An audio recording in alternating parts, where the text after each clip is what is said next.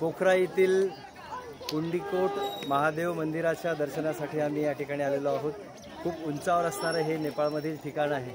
खूप सुंदर आमच्या विठ्ठल परिवाराची यात्रा या ठिकाणी सुरू आहे आणि आमच्या विठ्ठल परिवारातील सर्व सदस्य या यात्रेमध्ये सहभागी आहोत। बोलो ओम नमः शिवाय। ओम नमः शिवाय। जय पशुपतिनाथ। जय पशुपतिनाथ। आज की आनंद लगी जय। चलो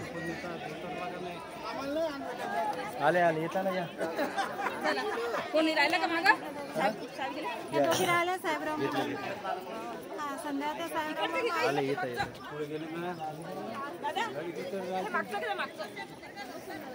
ते पुढे आले तर